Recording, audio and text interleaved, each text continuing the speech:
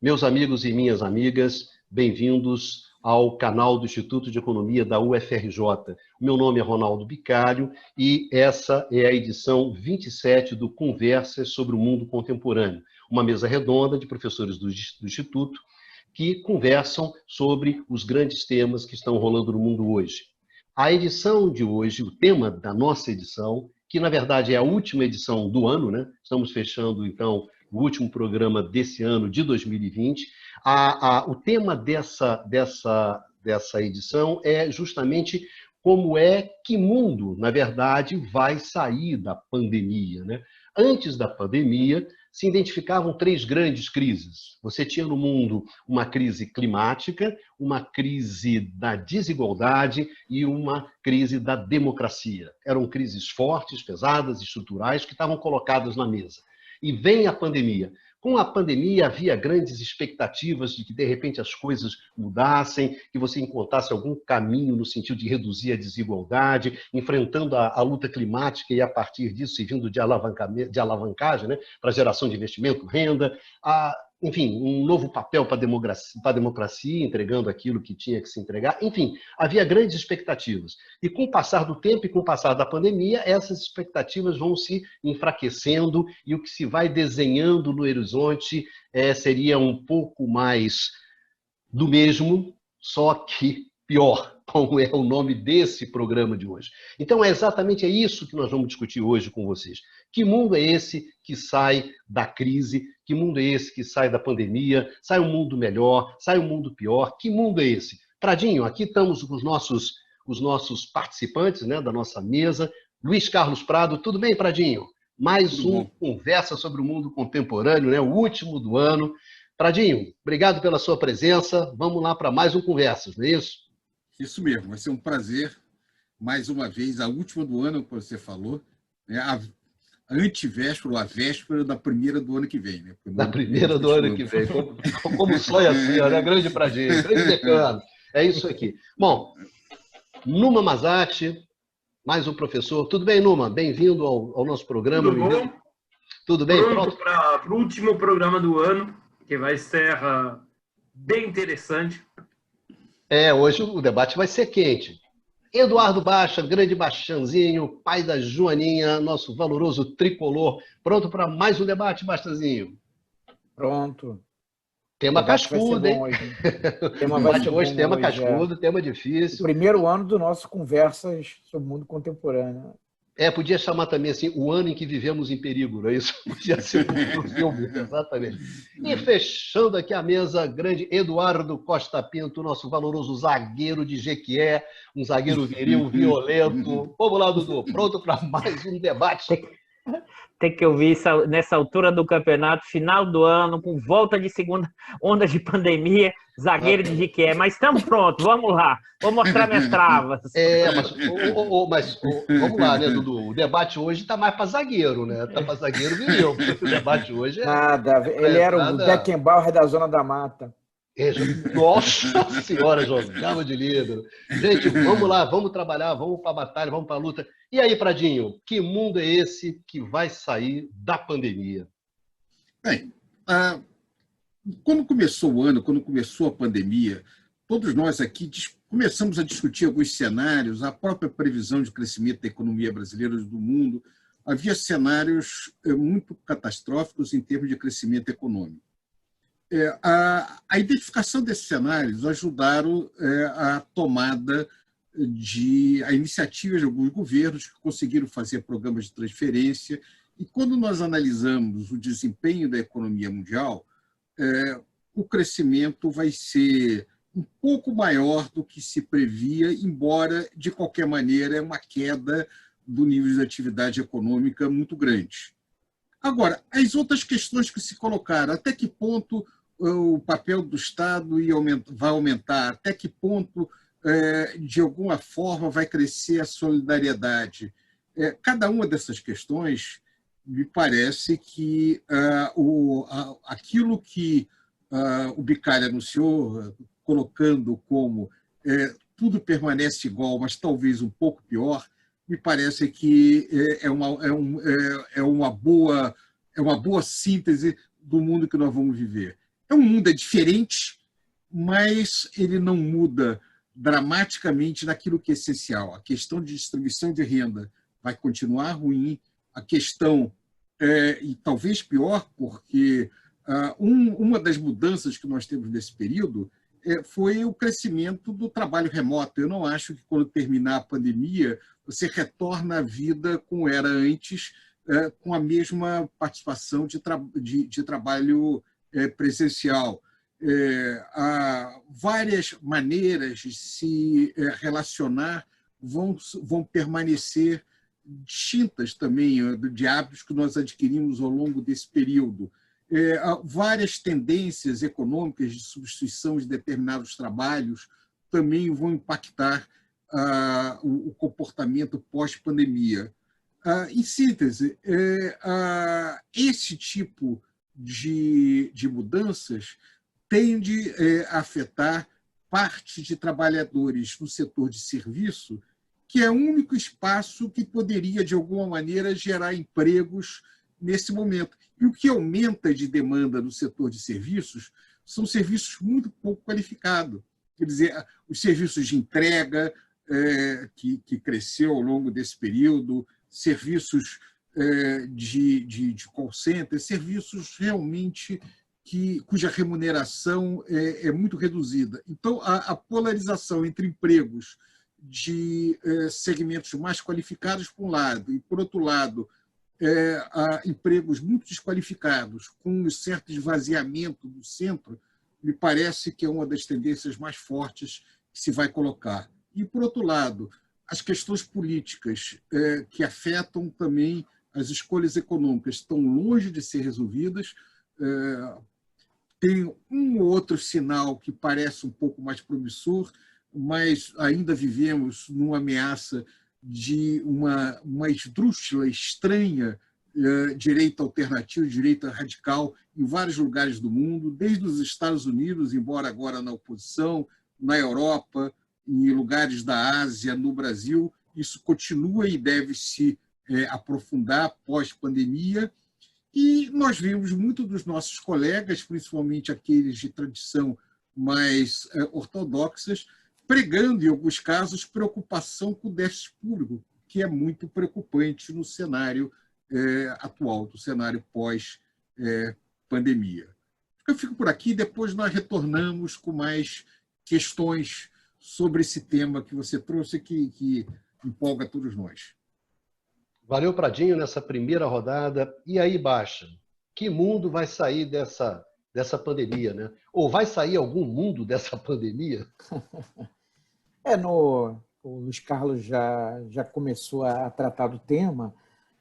No começo da pandemia, havia uma certa esperança que, em função das consequências da pandemia, o que sairia, né, desse processo seria alguma mudança de modelo, ou um capitalismo com uma face mais humana, né, um aumento do altruísmo, da solidariedade. Na verdade, não é nada disso, né?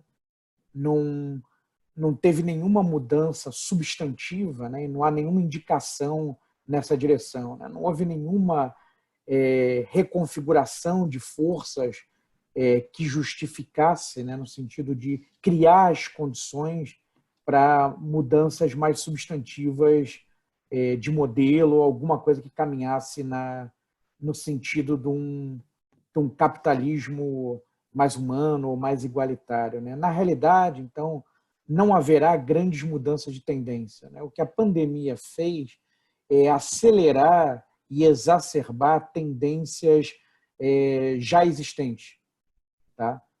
Já presentes. Então, por exemplo, hoje, curiosamente, hoje mesmo, né, o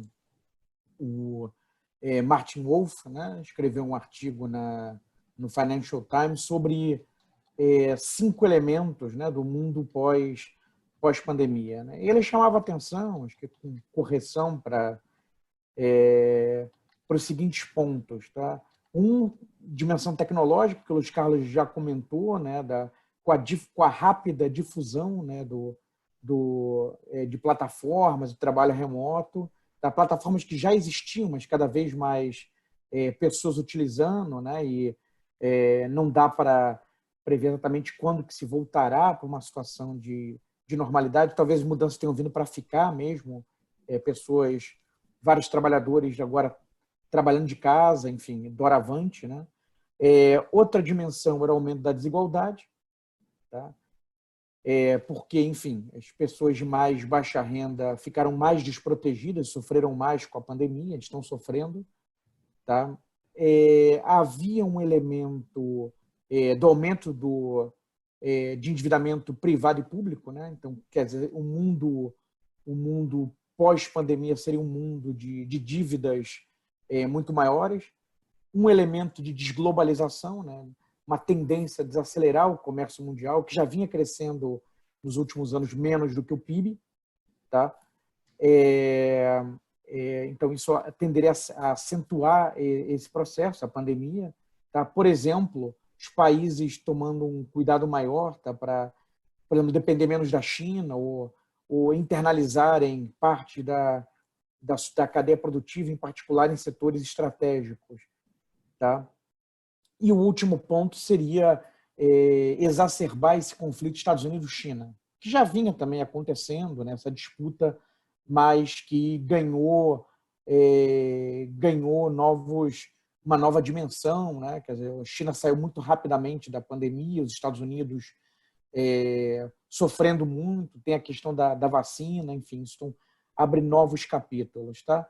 A gente pode falar mais adiante mais sobre esses elementos. Agora, o que eu queria chamar a atenção, e acho que é muito relevante, tá? Ele fala, lá, o Wolff, né, do risco do aumento da desigualdade em relação ao crescimento, né? Ele chama populismo, mas eu prefiro chamar alt-right, né? Esses movimentos de extrema-direita, tá? Que esse aumento da desigualdade poderia fortalecer esses movimentos. Tá? Isso é verdade, mas é mais do que isso. Tá? Porque o risco o aumento da desigualdade, quer dizer, já havia uma tendência de aumento de desigualdade, que é ampliada agora no período da pandemia. Tá? E com aquele aumento da dívida pública que está ocorrendo e ocorreu, se isso levar os governos a adotarem, tá, políticas de austeridade, tá, agora na saída da pandemia, a combinação de desigualdade alta e crescente com austeridade, isso sim vai turbinar esses movimentos, enfim, populistas, mas melhor falar, os movimentos da alt-right, né, da extrema-direita. Então, quer dizer, aqui tem uma tendência já existente, mas que é para abrir os olhos, né, que chama a atenção. A gente pode debater isso mais adiante. Valeu, obrigado, Bastanzinho. E aí, Numa? Que mundo é esse que vem pela frente? Pergunta difícil, né? Eu acho que assim, a gente pode observar algumas tendências que que podem ser associadas e que são originais em relação ao que a gente observava anteriormente, só para justamente identificar a peculiaridade dessa crise. Primeiro, pela sua abrangência e pelas suas consequências, e a maior crise da economia global depois da Segunda Guerra Mundial. A última grande crise de 2008, que foi a crise financeira global de 2008, 2009, no seu alcance e nas suas consequências, foi muito menos intensa do que a crise que estamos vivendo. E significativo que essa crise, a crise do Covid, que está em andamento, né? A gente não está falando de algo que já passou, né? A gente não tem um horizonte tão claro, né? Enquanto a possível recuperação da economia, né?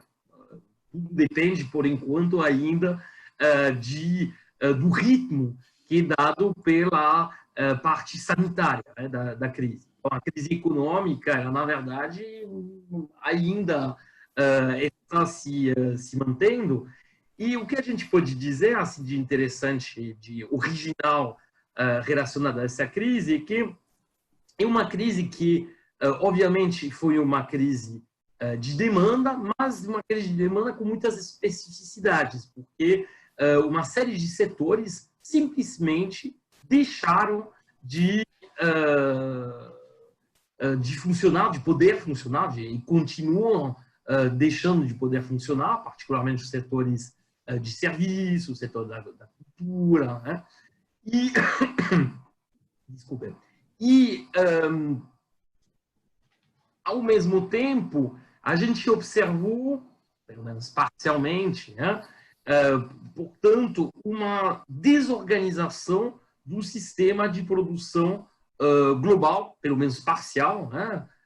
Com uma certa desorganização nas cadeias globais de valor. Então, você tinha os dois elementos que se combinavam, né? Fechamento de setores e outros setores que justamente são afetados pelas dificuldades nos transportes, pelas dificuldades levantadas pela própria crise sanitária. Então, frente a isso, o que é interessante observar foram as respostas. E, de fato, mesmo se a gente pode adotar um certo pessimismo em relação ao futuro, é notável que houve uma mobilização de recursos, transferências compensatórias, tanto para a população quanto para as empresas, na maior parte dos países, como nunca tinha tido desde o imediato pós-guerra, ou seja, desde o Plano Marshall, nos países centrais. Então, ao mesmo tempo, essa crise mostra que, tecnicamente, todo aquele discurso anti-gasto público, defendendo a ideia que o Estado tem que necessariamente ter finanças sadias, ou seja, manter um equilíbrio, religiosamente, um equilíbrio orçamentário, tudo isso assim, essa crise mostra que essa visão, na verdade, não tem embasamento. A gente, em outros programas, já mostramos, já nos referimos a correntes teóricas, como as contribuições da teoria moderna da moeda, que já ilustravam isso. Só que lá é muito interessante ver que todos os atores, que sejam políticos, acadêmicos, e nisso inclui economistas tradicionalmente associados ao neoliberalismo, todo mundo concordou que não haveria limite para o gasto público para enfrentar essa crise. Então, mesmo se, provavelmente, a gente vai discutir mais sobre isso, as perspectivas são bastante negativas, isso mostrou para toda a população que o argumento de dizer é impossível, não tem sustentabilidade no gasto público, esse argumento não vai poder ser mais avançado com sério e poderá, pelo menos, ser criticado à luz do que aconteceu. Depois, em outra intervenção, acho que em outro bloco, a gente vai falar também sobre a questão do planejamento.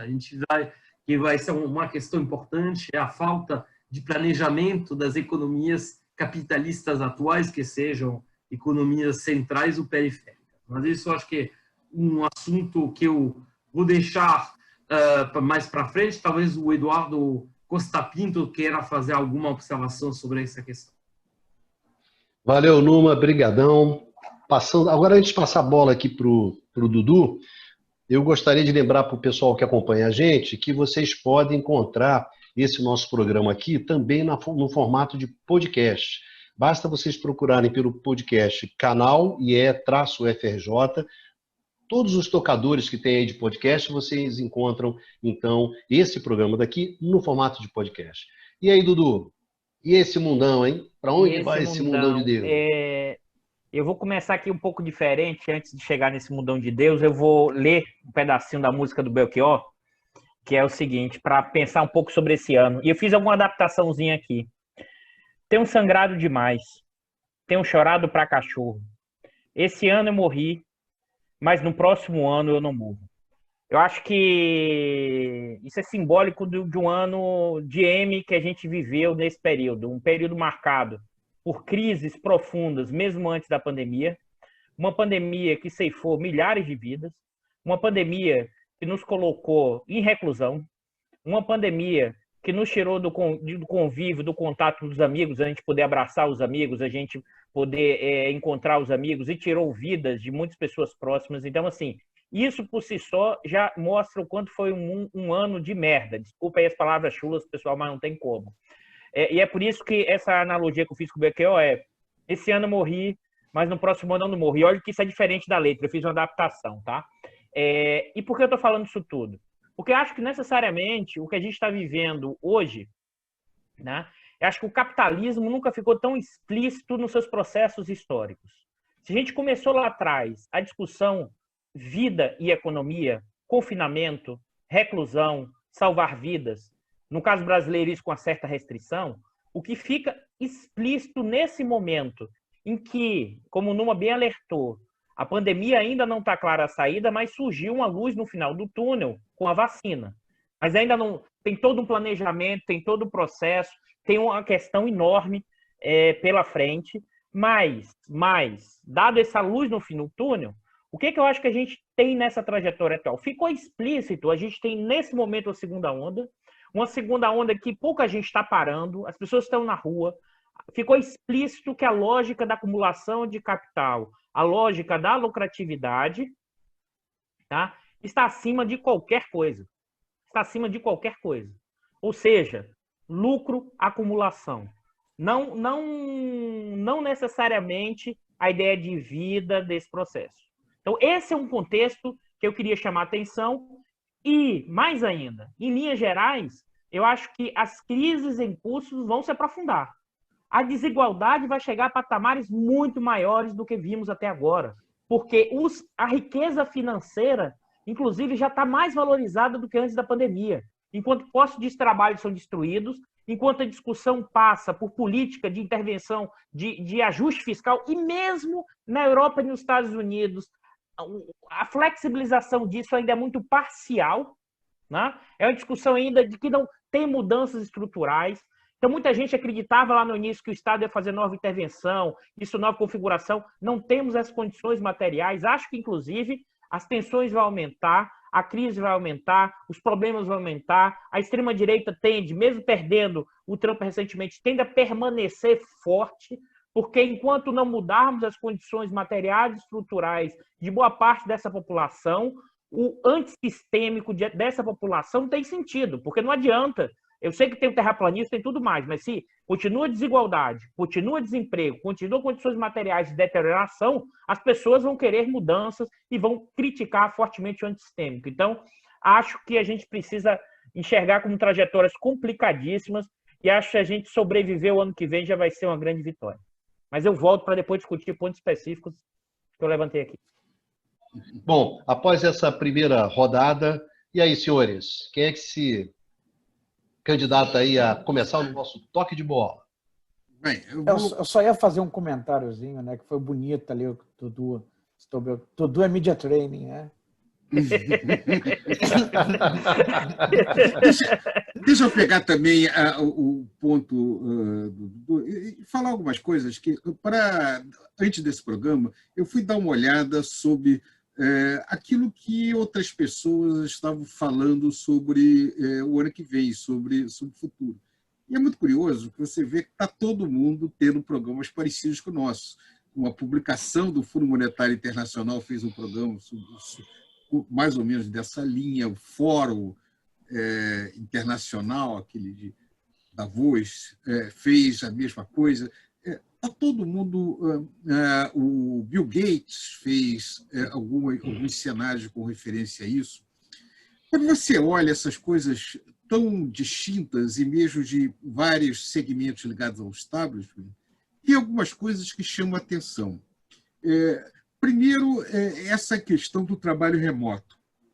a questão do trabalho remoto, hoje nós vivemos, nós estamos fazendo esse tipo de função, é um tipo de atividade que, obviamente, beneficia o trabalho intelectual, o trabalho mais sofisticado, o trabalho que cresce hoje a demanda, de certa maneira, em determinados segmentos. Mas ele retira algumas coisas importantes, porque ele retira a convivência das pessoas no ambiente de trabalho. Ele enfraquece a aproximação do ambiente de trabalho. É muito curioso que você vê de várias pessoas chamando a atenção de que o crescimento das relações dentro da comunidade e a redução das relações no interior ou dentro do mercado de trabalho. Olha, isso tem implicações para, inclusive, a organização dos trabalhadores no ambiente profissional. Isso vai ter impactos sobre a formação do mercado de trabalho. Por outro lado, não há clara percepção ainda, não está sendo discutido a questão da distribuição de renda de maneira séria. A questão da distribuição de renda está sendo tratada como se fosse um problema conjuntural, uma preocupação com a exclusão de determinados segmentos. Mas uma agenda para lidar com isso no médio e longo prazo não está posta à mesa. Isso eu concordo integralmente com o que o Costa Pinto falou, que esse certamente é um dos pontos que traz aqui, que nós estamos vivendo hoje.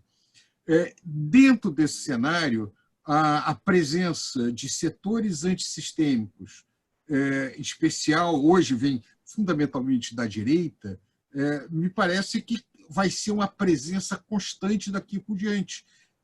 E um dos grandes desafios que nós temos pela frente, inclusive setores que se identificam, de certa maneira, não com o neoliberalismo, mas com as correntes mais progressistas, trazer uma agenda que possa, de alguma maneira, encaminhar políticas econômicas alternativas. E, nesse ponto, eu queria recuperar um ponto do Numa. Eu falei, em nome do Instituto de Economia, talvez vocês se lembram, a carta que nós fizemos sobre a necessidade, foi logo no início da pandemia, não me lembro se foi em abril, foi março. Prado, foi março e é o primeiro programa da crise, né? A partir dali a gente fez uma série com 40 programas. Foi logo no começo. Quando eu falei a necessidade que nós tínhamos de fazer transferências maciças, nós falamos, eu apenas fui quem trouxe isso para a gravação. Foi um número grande de pessoas viu, etc. Entre os comentários, o mais frequente é: e aí, professor, de onde vem o dinheiro? Ok, professor, mas nós não temos dinheiro. É interessante a quantidade de comentários que diziam que esse bando de professores estão delirando. Eles estão querendo alguma coisa que é impossível, porque o Brasil não tem dinheiro para isso. Terminado o ano, nós temos que mostrar, temos que chamar a atenção que não apenas isso não foi um problema, como isso foi fundamental para evitar que o país entrasse num buraco profundo.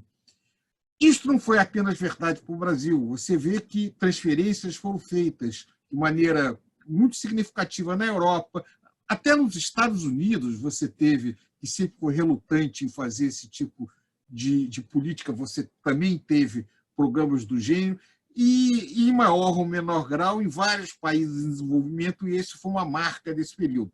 Então, a questão que se coloca é o seguinte: passado a situação mais imediata, nós vamos rapidamente tirar isso, nós vamos retirar esse volume de recursos da economia sobre a alegação de que a dívida pública é impagável no futuro. Eu não estou falando do Brasil, que isso é um programa sobre o mundo, mas essa discussão vai se colocar. Como disse o Numa, é a maior transferência de recursos, provavelmente desde a Segunda Guerra Mundial. Pós-Segunda Guerra Mundial, essas questões foram resolvidas com aumento de tributos sobre mais ricos, com impostos progressivos e com uma forte política industrial de planejamento de retomada do crescimento da economia de maneira sustentada, que perdurou pelo menos por uma geração, em torno de 25 a 30 anos. E agora? Eu não vejo a mesma questão posta agora. Então, nós corremos seriamente o risco de, no período pós-pandemia, que os cenários piores poderão acontecer. Isso é, se nós não continuarmos com forte apoio do Estado para a retomada da economia dos diversos estados nacionais, o risco que nós corremos é, pós-pandemia, nós entrarmos num período de estagnação ou de crescimento mais lento e até mesmo de crise econômica. Então, eu queria trazer esse ponto para debate aqui entre nós. Eu só queria fazer um adendo. Bastiazinho, posso fazer só um comentarinho curtinho aqui, colocar um pouquinho Eu de também pimenta? sou um adendo. Colocar uma pimenta nessa discussão. É o seguinte, na primeira onda, não, primeiro a saúde, depois a economia, patati, a gente bota dinheiro. Essa segunda onda, não, mas peraí, não vai parar a economia.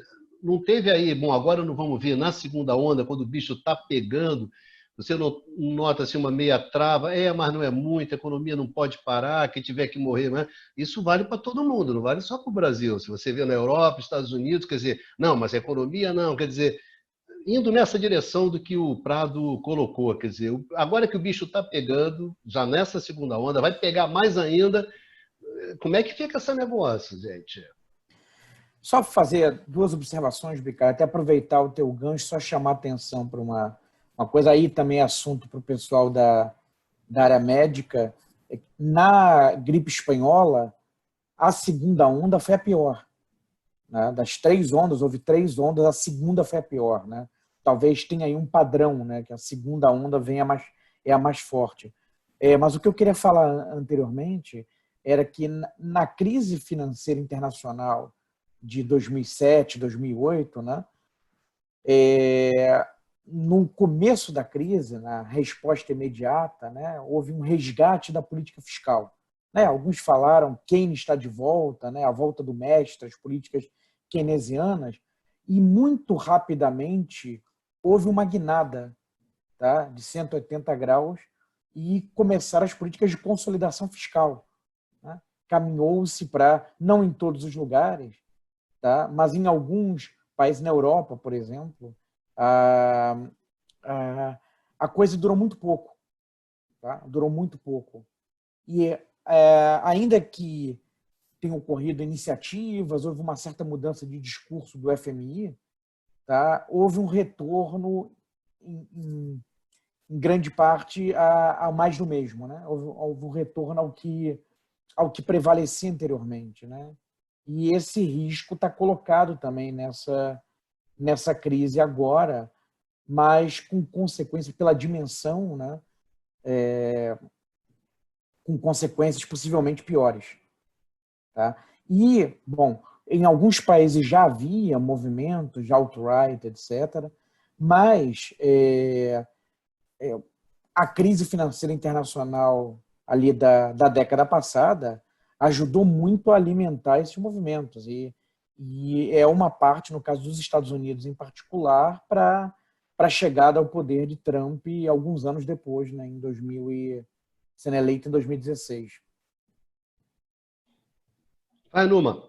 Me permitiria fazer uma observação sobre a observação do nosso camarada Eduardo Bastian, né?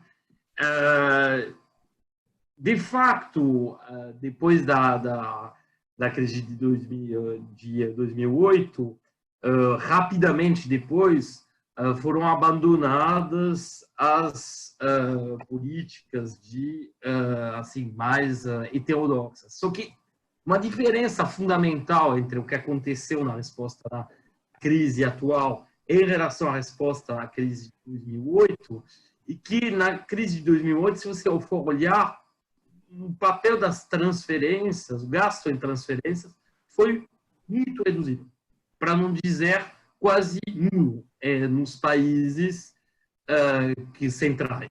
Tá? O dinheiro foi gasto para ajudar as instituições financeiras, para manter o mercado interbancário funcionando. Então, foi focado essencialmente Isso é uma diferença fundamental. Quando lá a gente está falando atualmente, no caso de um país como a França, por exemplo, você vai chegar a quase 20% do PIB na forma de transferências, diretamente para a população ou as empresas. No caso dos Estados Unidos, foram gastos já mais de 3 trilhões de dólares em transferências também. Então, isso é, a meu ver, a diferença fundamental na resposta à crise atual em relação ao que aconteceu em 2008.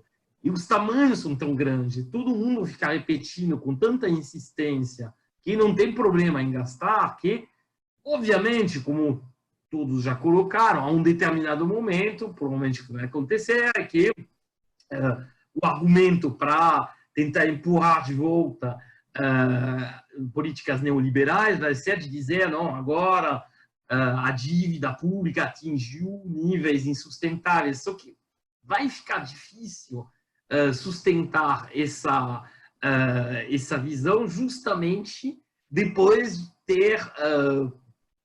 ter um consenso total sobre as capacidades quase ilimitadas do Estado de gastar. Então, eu acho que, assim, do ponto de vista político, aí vai se abrir de novo, provavelmente, um debate econômico mais forte. Tá? E significativo que partidos de centro-direita já tenham se posicionado em vários países a favor da manutenção de uma parte desses mecanismos de transferência. Então, eu acho que a conclusão, antes de repassar a palavra, é que é muito difícil saber o que vai acontecer, mas que abriu-se o precedente de uma envergadura, de um alcance nunca antes visto, nunca antes visto na história, na verdade. Isso é algo que deve ter algum tipo de consequência. Se você me permitir, Bicalho, uma coisa que em certa medida teu papel, mas acho que dá para observar aqui duas posições um pouco antagônicas, né? Numa apontando, é claro que não está afirmando, né? Mas uma possibilidade de uma mudança de rumo, e o Dudu que está apontando, na verdade, para uma exacerbação dos conflitos, enfim, e dos problemas. Deixa eu completar, porque tem a ver com o que o Numa estava comentando, e eu posso puxar. Mas fala, Numa. Eu só queria dizer que, na verdade, as nossas posições são completamente complementares. O que estou dizendo é que, por conta da existência desse precedente, ou seja, dessa possibilidade, a meu ver, justamente, as disputas políticas vão ser exacerbadas. Porque, justamente... Basta botou a pimenta para poder animar um pouquinho o debate. E o Numa disse, não, no final nós concordamos, todo mundo concorda. Então deixa o Dudu responder. Deixa o Dudu responder agora. Vai nessa, Dudu. Ocupa a tribuna.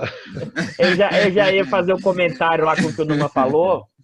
Eu acho, Numa, e aí acho que esse ponto que você trouxe acho que é bem importante, que esse é o debate que vai se configurar num plano da discussão do FMI, de teóricos da economia, desse debate mais do plano das ideias econômicas. Eu acho que isso vai ganhar uma força enorme. Eu concordo com você nesse aspecto. A minha dúvida é que não acho que isso seja, em certa medida, pode até ser uma brecha, mas eu acho que uma brecha, na minha visão, menor do que você está apontando. Por quê? Porque eu acho que realmente os caras do dinheiro vão pressionar muito para manter esse negócio. Então, vai ser uma batalha dos caras do dinheiro financiando mídia, meios de comunicação e também uma linha ortodoxa para dar o reforço da ideia de, tudo bem, gastamos, tinha dinheiro, mas agora tem que voltar. E o ter que voltar, me parece que vai ser uma estratégia muito forte de boa parte dos caras do andar de cima, mesmo eles começando a ligar um sinalzinho de alerta que pode dar merda. Mesmo assim, um alerta ainda pequeno, porque se você pensa, todo mundo já começa a querer recompor. Agora, o que eu acho nesse cenário? E aí talvez tenha a coisa do plano das ideias, mas acho que tem uma coisa material que vai ser barra pesada. Por quê? Porque na hora que você retirar esses auxílios, essa transferência, ao mesmo tempo, uma parte da população recebeu uma grana de transferência e vai perder completamente no momento que não vai ter o estímulo da economia. Então, isso vai criar um caldeirão político, pressionando cada vez mais a democracia, reforçando a extrema-direita. Aí sim eu acho que pode ser que os caras falem assim, pô, é melhor entregar o dedinho para não perder a bola inteira. Mas eu acho que tem que juntar essas duas dimensões, além dessa discussão, que eu acho que é se abriu, sim, do plano do debate da teoria econômica, mas acho que os caras vão, antes disso avançar, eles vão tentar de novo e vão fazer novas rodadas de ajustes, tá, Numa? Porque eu acho que é nesse sentido aí eu sou mais pessimista, eu acho que é muito mais quando a coisa material vai afundando mesmo, é que os caras sentem que vão perder mesmo, é que eles começam a se movimentar. Por enquanto é assim, melhoramos aqui, tá bom, mas vamos voltar para nossa riqueza financeira e garantir. Não, e tem uma coisa que não dá para descartar, é de caminhos diferentes no centro e na periferia. É um cenário plausível. Agora, eu queria fazer um outro comentário, o seguinte, nós estamos discutindo um cenário pós-pandemia, mas nós temos que lembrar que o pós-pandemia ainda demora, porque nós estamos em plena segunda onda, essa segunda onda nós não sabemos quanto tempo vai durar. O próprio processo de vacinação está claro que é a nova grande divisão mundial. Os países ricos, né, os Estados Unidos, a Europa, saíram na frente, vão ter o primeiro acesso a isso. Os países em desenvolvimento mais articulados, mais rápidos, vão, de alguma maneira, de renda média, vão entrar posteriormente.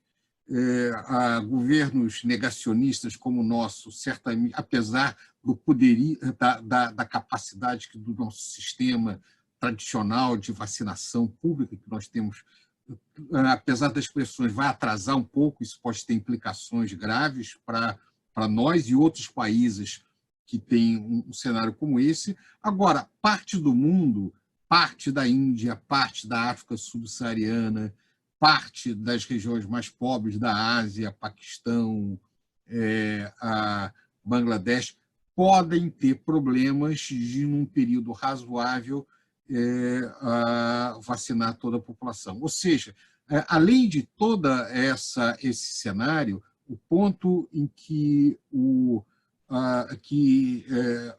Bicário levantou, ou seja, agora está sendo muito difícil para os governos fazer novas paralisações.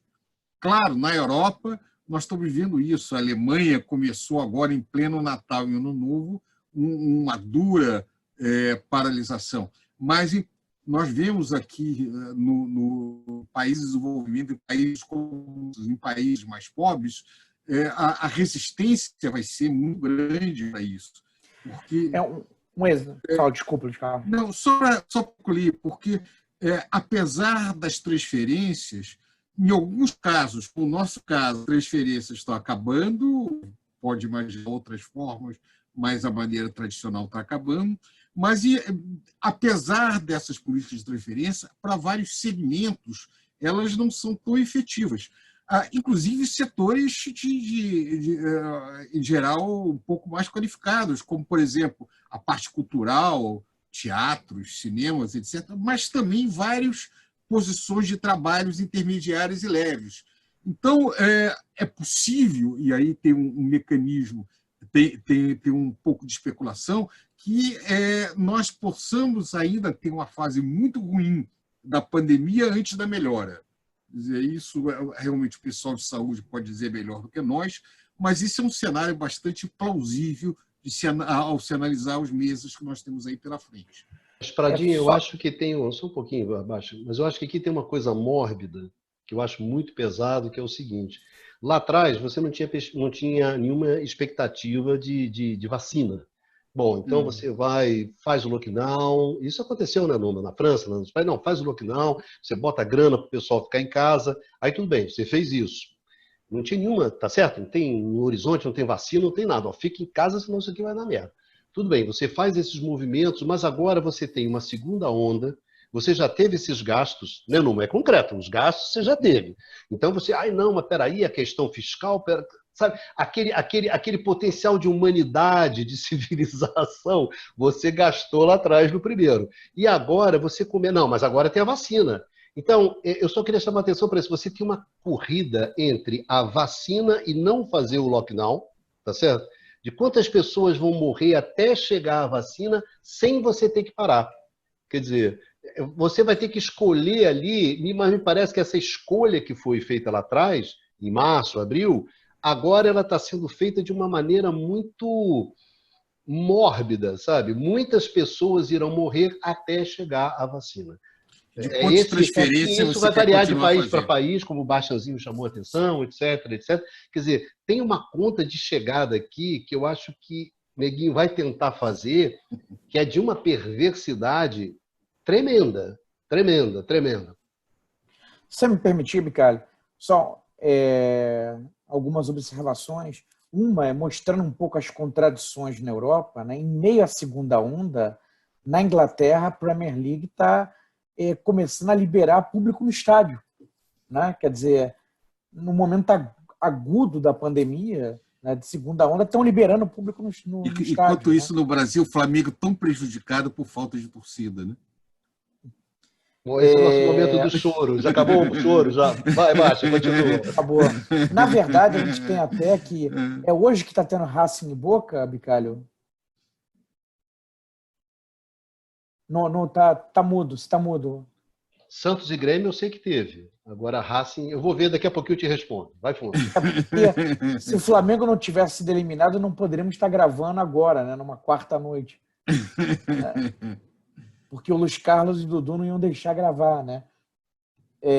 Mas, então, essa é uma observação. A outra, acho que chamar atenção a algo que já foi um pouco repetido aqui, mas não colocando, talvez, os pingos nos is, né? Nós não estamos sugerindo, fazendo essa discussão, que a pandemia está no finalzinho, né? Que é finalzinho de pandemia, né? Não é isso que está sendo sugerido aqui.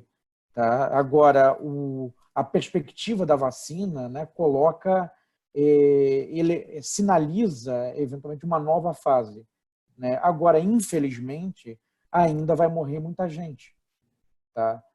O que a perspectiva da vacina abre espaço para começar a vislumbrar um pouco cenários, né, para a saída, pelo menos, da fase mais aguda da pandemia. Só lembrar, é claro que não é uma analogia perfeita, né? A conferência de Bretton Woods, né, na segunda, que fundou, né, algumas das instituições mais importantes do pós-Segunda Guerra Mundial, ela foi feita em 1944. Tá? A guerra acabou em 1945. Entre Bretton Woods e o final da guerra morreu mas muita gente. A guerra não tinha acabado.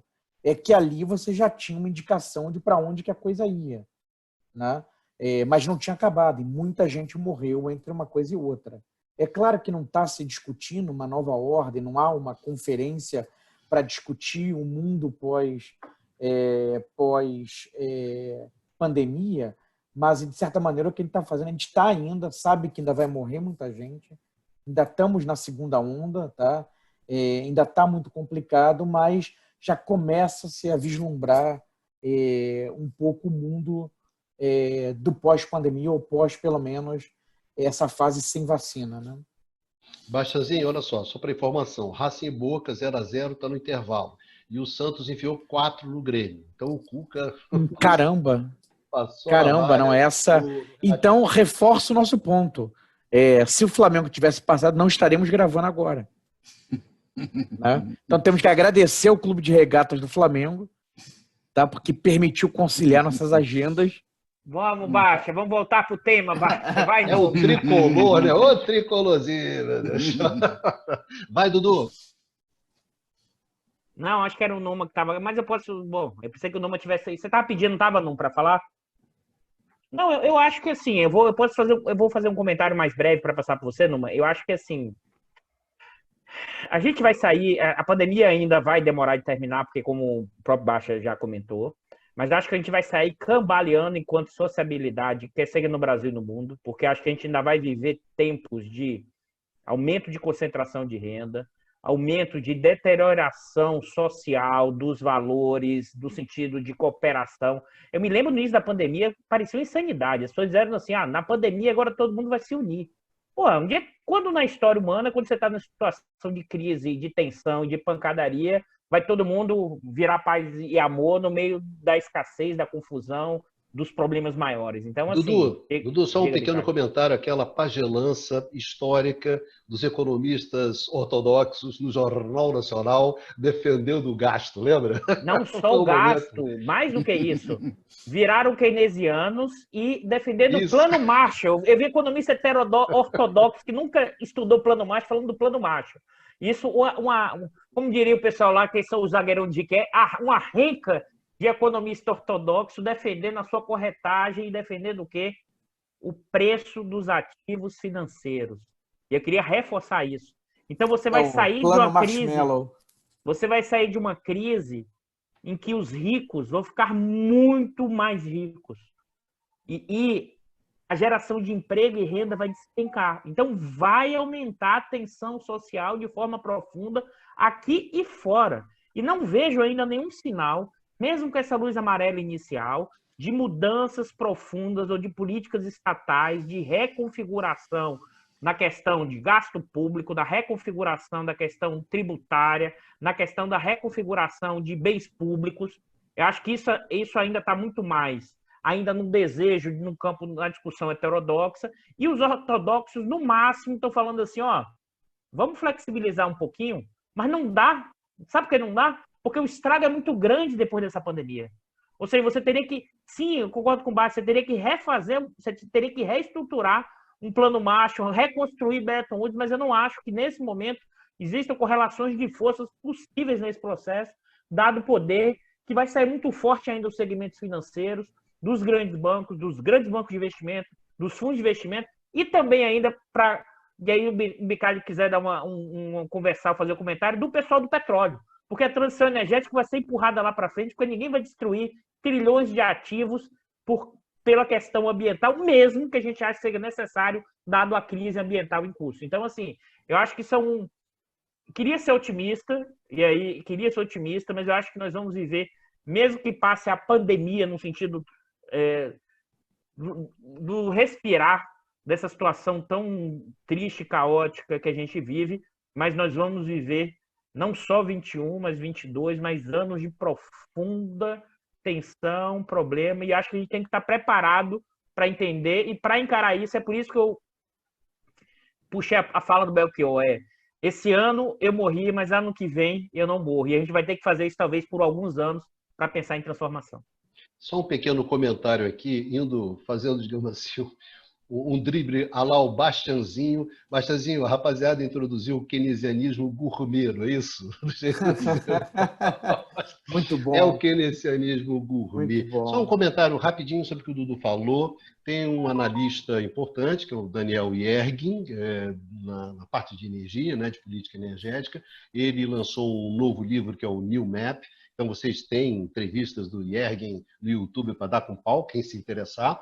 E o que é interessante é isso, exatamente. Na hora, havia uma crença de que não, agora, com a crise, você vai acelerar, né, a transição energética, a mudança para os combustíveis limpos, porque isso gera investimento, isso gera emprego. Então, é o famoso o novo Pacto Verde, né? Então, veio o Yergin, que é um representante de peso do setor digamos, dos fósseis, né? E o Yergin, não, mas não é bem assim. Mas vamos devagar, aquela história assim. Até na transição energética, o pessoal está ali na bolinha para o lado, né? A transição energética gourmet também. Eu queria fazer uma pergunta para o Numa, que ele conhece muito bem o caso europeu, né? Bom, na Europa existem propostas, talvez um pouco mais avançadas, exatamente na direção desse Green New Deal, né? Isso está mais colocado na discussão, queria perguntar para ele acerca disso. E uma outra coisa, como é que está a movimentação da extrema-direita europeia, né? O tipo de discurso, como é que eles estão se movimentando em meio à pandemia, né? Personagens como a Le Pen, como Salvini na Itália, Le Pen na França, Salvini na Itália, para ficar em dois países que ele conhece bem, né? França e Itália. Bom, e justamente o comentário que eu queria fazer, assim, em relação ao que eu coloco o Eduardo Costa Pinto, eu concordo com ele que provavelmente o cenário que ele descreve vai acontecer em vários países. É o que acontece, por exemplo, em primeiro lugar, no caso do Brasil. Porém, eu acho que, e lá também, assim, fundo, é algo que bom, foi colocado já pelo Eduardo Bastian, né? E a pergunta que você acabou de fazer, Eduardo, aprofunda essa, a meu ver, a validade dessa visão, é que os cenários que a gente está desenhando, eles vão variar muito em função das regiões do mundo, em função dos países dentro dessas regiões. Então, por exemplo, pegando essa questão energética, se você for olhar o plano de estímulo, o pacote de estímulo de maneira efetiva europeu, tem uma parte, aí estou falando sobre controle do nosso patrão, né, o nosso bicário, esse pacote ele tem muito a ver com as questões energéticas. Tudo bem, são estimativas, mas a gente está falando assim, dos 750 bilhões, teria mais de 250 bi que iriam, no mínimo, para o setor energético, em particular para a transição energética. Isso se soma aos planos individuais de cada país. Por exemplo, é o caso da França, que é um caso que eu conheço bem, o céu aberto num horizonte de 5 anos, 4 parques eólicos gigantes, daqueles parques eólicos marinhos, onde você tem como que é, Bicalho, uma eólica, como se chama a instalação em si? Bicalho, com o seu microfone. Eólica. Eólica que a gente chama de eólica offshore, né? Eólica Isso, aquelas eólicas eólicas de 150, que mais deve crescer na Europa. Metros. Exatamente, 200 metros, enfim. E cada uma com uma capacidade de geração que não tem nada a ver com aquelas eólicas tradicionais, que as coisas a gente está acostumado, né? A gente está falando de parques eólicos gigantes. No caso da França, poderia, assim, no horizonte relativamente próximo, ser responsável pela geração de 2% da energia do país, o que é enorme, da energia elétrica. Então, ao mesmo tempo, você vê que os planos de investimento na energia nuclear continuam, né? No caso da França, por exemplo, vai ter um grande plano que vai ser lançado. Aí, toda a questão de saber se a energia nuclear é uma energia limpa ou não, isso é um grande debate. Tem uma energia que, na prática, não polui até o momento onde dá um grande problema. Então, isso é uma questão, ela não é emissora de gás carbônico. Então, como? Não, tá certo, não é emissora, exatamente. Exatamente. Então, o Bicalho conhece melhor o assunto. Então, eu acho, e se você for olhar, na China, os planos que foram, divulgados esse ano, e na Rússia também, sobre a questão da transição energética, e na Rússia é interessante, porque a Rússia é um dos maiores exportadores mundiais de petróleo, tem, vamos dizer assim, uma relação historicamente conflituosa com a questão do meio ambiente. Mesmo assim, você vê que tem uma espécie de Green New Deal, assim, que apareceria na Rússia, na verdade, na onda chinesa. E aí a gente volta às questões geopolíticas, né? Então, na verdade, se a gente for pensar, se você tem a Europa como um todo, mais a China, mais a Rússia, Bom, você já tem uns 55% do PIB mundial, onde, assim, países que representam 55% do PIB mundial, onde teria uma espécie de Green New Deal. Então, é difícil dizer que a tendência vai ser só de piorar. No caso dos Estados Unidos, também não é tão claro, mas, a priori, o Biden representaria uma via menos nociva para o meio ambiente do que o Trump, que era muito ligado à turma da Shell Industry, etc. Não digo que o Biden, de repente, vai acabar com isso, pelo contrário. Bom, a gente viu que no Obama, a Shell Revolution, né, se desenvolveu no período da presidência do Obama. Então, mas eu só queria assim, ponderar um pouco essas questões e que não esqueçamos que tem uma parte do mundo, na Ásia, onde todo o debate que a gente está tendo hoje sobre gasto público, etc., não tem por que acontecer, porque não teve aquelas inflexões de políticas econômicas que a gente descreve. E, mal ou bem, a Ásia representa hoje uma parcela significativa da população mundial e cada vez maior do PIB mundial. Então, quando a gente fala do mundo como um todo, às vezes, a gente pode estar contaminado pelo que acontece no Brasil. Da mesma forma que a trajetória de desenvolvimento do Brasil foi ladeira abaixo na última década, enquanto a trajetória dos países asiáticos só continuou assim, na mesma direção, com princípios geopolíticos também continuando firme, não dá para dizer que o mundo inteiro vai evoluir nessa direção. Estamos, infelizmente, numa parte do mundo que provavelmente vai ser difícil, mas, ao mesmo tempo, teve a eleição na Argentina de um governo progressista, a gente tem no Chile, a gente tem a Constituinte, que está... Então, mesmo no cenário latino-americano, a situação não é tão ruim. O ano de 2020 foi muito ruim em termos econômicos, em termos, obviamente, como se chama, em termos de saúde, de sanitário. Porém, do ponto de vista político, e aí vou responder rapidinho a segunda pergunta do Eduardo Bastian, não foi ruim, se a gente for pensar pelo campo progressista. Porque, por exemplo, na Europa, o partido, na França, o movimento nacional, o conjunto nacional, Rassemblement Nacional, esse seria o conjunto nacional, saiu enfraquecido das eleições,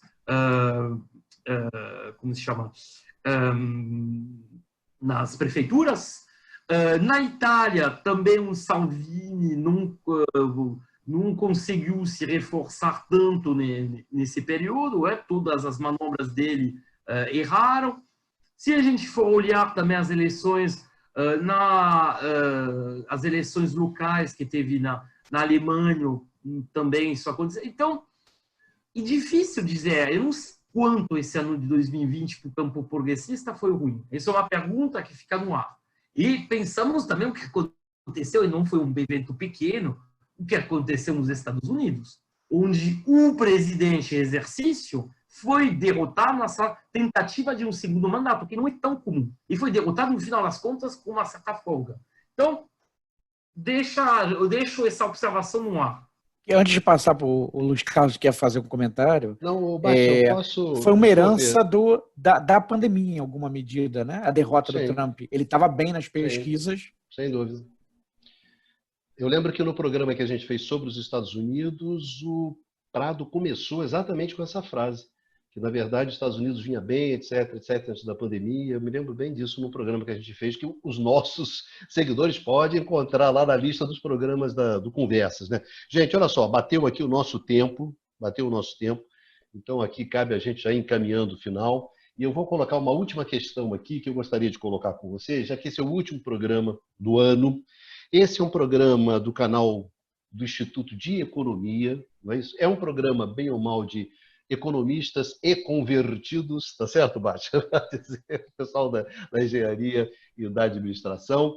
eu queria uma questão simples. Diante de uma crise desse tamanho que a gente está vivendo, que a gente vai viver, diante desses enormes desafios, diante dessas perspectivas que o Numan colocou, né, que abrem-se possibilidades, é curto e grosso, em função dos alunos nossos que nos acompanham, qual é o papel do economista agora, nesse exato momento? É essa a questão. Qual é o papel dos economistas? Prado, você como nosso decano, o nosso economista mais experiente, qual é o papel de um economista nesse contexto, nesse quadro? O Prado chegou a se consertar na cadeira depois dessa pergunta lá, zagueiro do Jiqué. Vai lá, Prado. Ainda bem que agora... Isso me lembra. Olha só, isso é o tipo da pergunta que, quando eu fui presidente do Conselho Federal de Economia, toda hora tinha algum estudante que me perguntava isso. E, assim, uma questão muito difícil de falar. Primeiro, que não existe uma coisa chamada os economistas. Você tem vários tipos de economistas. Você tem, como qualquer profissão, não existe uma solução técnica para os problemas econômicos. Eu acho que a primeira coisa a chamar a atenção é que toda vez que alguém diz que, dado um problema econômico, existe uma solução única e é resultado da boa teoria econômica, é bom desconfiar um pouquinho, porque, como qualquer ciência social, existe distintos paradigmas para tratar com os problemas existentes, e uma das coisas que nós prezamos aqui é justamente trazer essa pluralidade do debate que caracteriza a questão econômica. Mas os economistas estão na linha de frente na formulação de políticas econômicas, porque, afinal, para que serve a economia em última instância? Economia é uma ciência social aplicada, ela serve para fazer política econômica. Então, a sua pergunta, eu traduziria da seguinte maneira: que políticas econômicas estão na mesa? Qual é o debate em torno de política econômica nos anos futuros? E eu acho que é isso que a gente discutiu esse programa todo. Quer dizer, uma política econômica possível é seguir dentro de uma lógica keynesiana de vamos manter gastos públicos aquecidos, vamos manter uma política fiscal agressiva para a retomada ou para, no mínimo, evitar que esse período pós-pandemia entre num processo de estagnação, de crescimento suficiente. Um economista de tradição de neoliberal, ele poderia dizer, não, mas espera lá, nós temos que continuar a agenda de reformas para abrir espaço para o investimento espontâneo que vai ser gerado pelas novas ondas de inovações, pelas oportunidades abertas dentro dessas características. E, obviamente, a questão da distribuição de rendas, os problemas associados a isso, vai ser visto como marginal, como um problema que pode ser enfrentado com políticas pontuais. Mas, para terminar o seu problema, para terminar a sua questão, só lembrar o fato de que, este ano, algumas grandes empresas dessa nova economia de plataforma, só para pegar 3, Google, Amazon, Apple, passaram a valer mais do que $1 trilhão de capitalização no meio dessa crise gigantesca.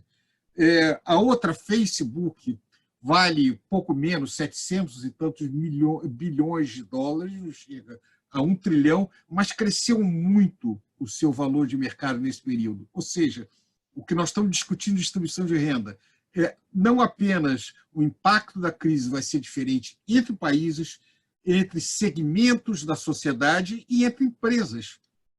Agora mesmo, a Facebook vem enfrentando uma grande ação antitrust quanto à sua quebra no mercado americano, no sentido de eventualmente, de alienar o WhatsApp, algumas outras operações controladas pela Facebook. Eu não sei se isso vai ocorrer ou não, mas um pouco da herança desse momento é um cenário onde muito dos problemas que existiam antes da pandemia ficam mais agudos, ou para o bem ou para o mal. Ou, se nós vamos dentro de uma linha otimista, possamos ter uma saída progressista, ou vai acirrar mais ainda esses grandes problemas colocados, a concentração de renda, o crescimento dessas grandes empresas de plataforma, o enfraquecimento das empresas pequenas e médias que geram muito emprego, com todos os problemas políticos associados a isso. Obrigado, Pradinho. Obrigado pela participação no programa. Obrigado pela participação durante o ano, né? Já que esse é o último. Saindo do Pradinho, que é o nosso decano, para o nosso menininho, Bastianzinho. Pergunta qual é a função. O que um economista faz num jogo desse, Bastian? O que se espera que um economista faça num jogo duro desse? Eu acho que o papel do economista é fundamental, né? Precisa-se de ideias novas, né? É preciso pensar um novo modelo, uma nova agenda, né? Para os desafios que estão colocados, não apenas agora pela pandemia, pela saída da pandemia, mas outras questões estruturais, né, que nós já apontamos em outras oportunidades aqui no programa, né? O desafio ambiental, tá? O desafio do ponto de vista do futuro do emprego, tá? Com o avanço da inteligência artificial, tá? Cada vez a incorporação maior da inteligência artificial, que vai eliminar uma série de empregos que hoje existentes, tá?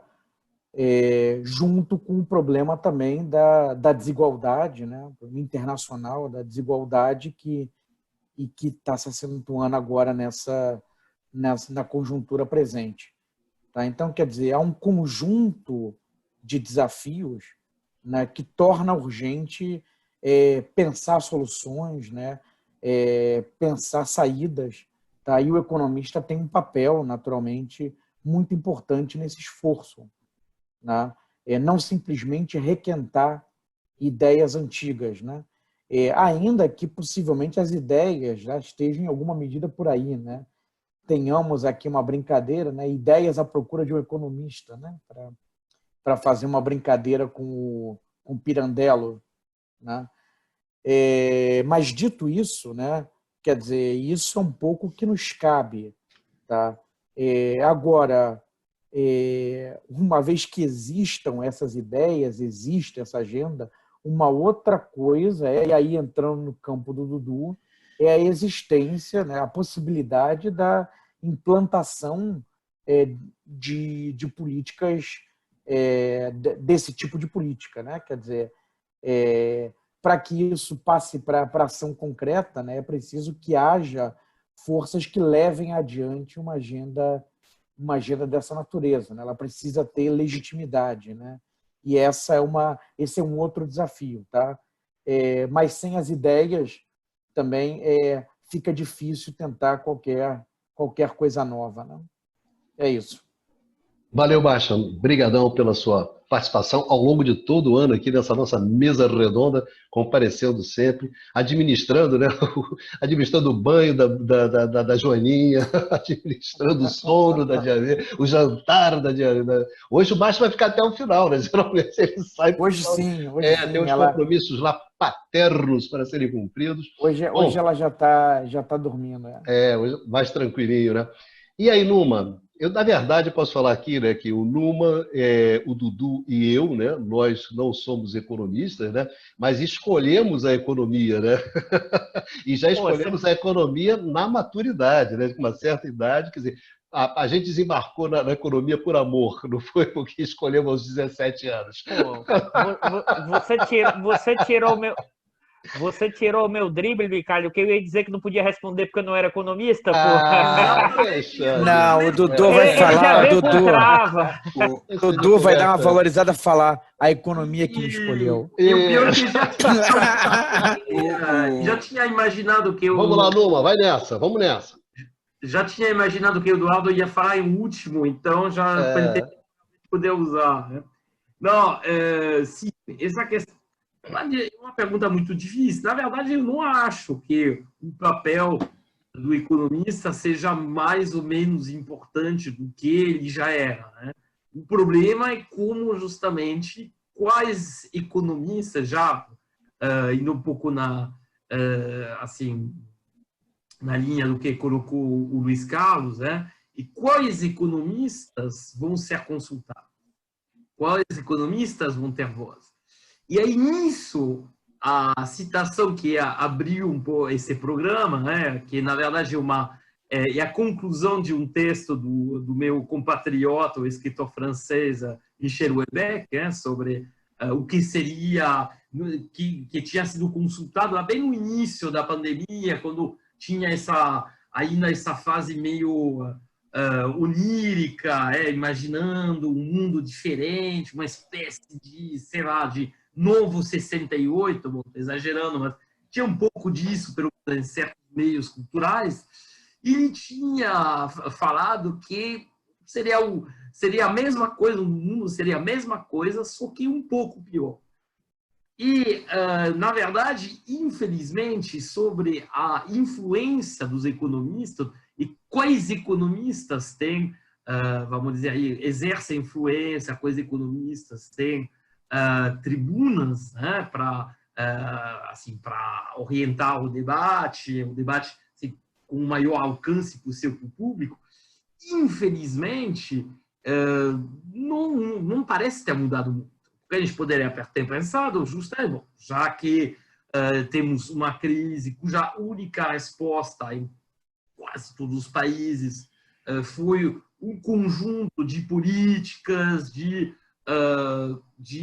apoio à demanda efetiva, de estímulo à demanda efetiva, com transferência, assim, todas as características das políticas de políticas econômicas advogadas pelos economistas heterodoxos, que sejam keynesianos, keynekianos, raffianos, enfim,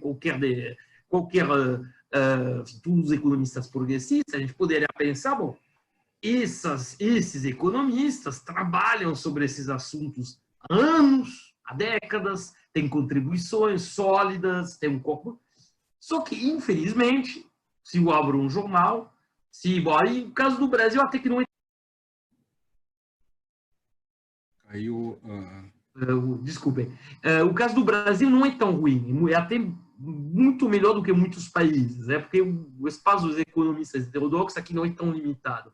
Mas se eu for olhar o que acontece na França, nos Estados Unidos, na maior parte dos países, né, e outros países em desenvolvimento, na verdade são sempre os mesmos que falam. Aí mudaram um pouco o discurso, a gente tem gente que tenta se reinventar, a gente vê um Larry Summers, assim, que vira de repente assim, um keynesiano quase, estou enlouquecido, estou brincando, mas é um pouco que... então, gente que se converteu, mas o problema desses novos convertidos é que eles podem se desconverter muito rapidamente. E aí isso seria, provavelmente, assim, um passo na direção do pessimismo mostrado pelo Eduardo Costa Pinto. Então, pode ser que essas mesmas pessoas que esse ano 2020 falavam não há por que ter limite ao gasto público, daqui a 2 anos afirmam exatamente o contrário. Coisa maravilhosa é que as pessoas não têm memória. E a gente tem visto isso de forma recorrente, tanto no meio dos economistas acadêmicos, quanto no meio dos economistas, vamos dizer, mediáticos e, mais importante, daqueles que realmente exercem uma influência sobre as decisões políticas, que já não são os mesmos que os mediáticos. O Larry Summers, por exemplo, a gente sabe, tem uma influência muito, muito, muito, muito maior do que um Krugman, um Stiglitz, apesar de ser menos mediático, provavelmente. Bom, então, era só essas pequenas observações. Eu vou passar a palavra para o Luiz Eduardo Costa Pinto. Valeu, Numa, obrigado pela sua participação, obrigado aí pela sua participação ao longo do ano todo, né? Teve alguns momentos que foi difícil você entrar, você participar, porque uma série de problemas, e você manteve, né, a presença na nossa banca aí, nesses 20 e tantos programas. Muito obrigado mesmo pela sua contribuição. E, Dudu, antes de passar a palavra para você, eu sou tentado aqui, né? Na verdade, Vai o trazer nosso mais valoroso Numa. Não, na verdade, o nosso valoroso Numa, né, tinha proposto, acabou propondo ao final, numa discussão entre a gente aqui, o nome, né, que é essa do programa de hoje, né, que vai ser tudo igual, só que um pouco pior. E seguindo essa última apresentação do Numa, essa última intervenção dele, eu pude assim, realmente, vai ser tudo igual, só que um pouco pior, e a culpa é dos economistas. E aí, Dudu? E aí eu vou completar o seguinte: isso é o tipo da ironia francesa. Se for Henrique, é o seguinte, vai dar ruim pra caramba o ano que vem. E a culpa é do bando de economistas que está controlando o mundo. Mas, dado isso, voltando para a linguagem formal, é o seguinte, primeiro, assim, a culpa é dos economistas mesmo. Eu acho que, na verdade, se você olhar, e é claro que existem várias economias, como o Prado já alertou, tanto é que ciências sociais aplicadas são ciências econômicas. São várias ciências, ou seja, são várias interpretações. Aqui já foi dito, se pensar os dois objetos de estudo da economia na visão ortodoxa é o quê? A economia é a ciência do estudo da escassez. Se você olha na dimensão heterodoxa, a economia é o quê? É estudo da produção e da distribuição. Tá? E se você ainda coloca a discussão da economia política, ainda vai jogar poder e ideologia dentro dessa história. Então, observe que são vários economistas. Eu sei que o Prado fez cara, porque o Prado pensa na lógica da política econômica, e aí eu estou saindo da discussão da economia estrito sensu da política econômica, viu, Prado? Você tentou cercar na chegada, mas é eu que acabei falando no final, Prado. Posso falar? Não. Tchau, Prado. Já foi. Pediu réplica. Mas deixa eu pensar. Eu tive o nome mencionado. Depois a gente deixa ele voltar, porque como eu citei, aí tem direito à réplica. Mas qual é o ponto? Não, Mas sou âncora, não vai voltar não. Então Só tá no bom. ano que vem. No ano que vem você responde aí. Nós vamos deixar isso daí que nem série, gancho, né? que nem Que nem série. série. O Veja Prado o resto responderá. disso o próximo ano, tá certo? Exatamente. Mas assim, Ricardo, isso é uma pergunta bem complicada, assim, que trouxe para a discussão, inclusive, da profissão.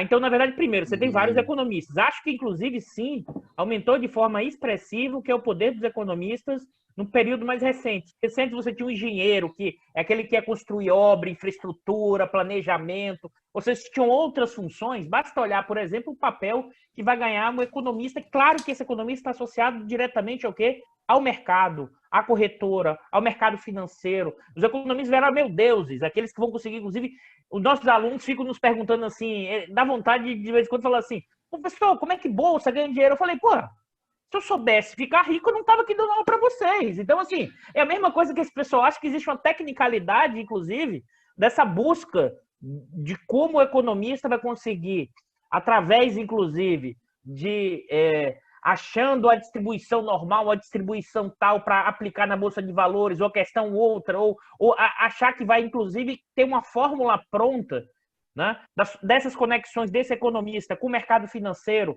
com os grandes bancos, inclusive os economistas, mesmo acadêmicos, com exceção como alertou no Brasil, eles são sim capturados, influenciados fortemente pelo mercado financeiro, pela questão das consultorias. Então, assim, o economista tinha que ter um novo papel nesse processo, mas ele é mais um dentro dessa lógica mais geral desse processo de acumulação, que está preso dentro desse processo em que, vamos dizer assim, está associada a um tipo de lógica de acumulação, um tipo de estrutura econômica que direciona para tá muito mais próximo dessa lógica da financiarização, e o poder do economista, no período recente, nunca foi tão grande.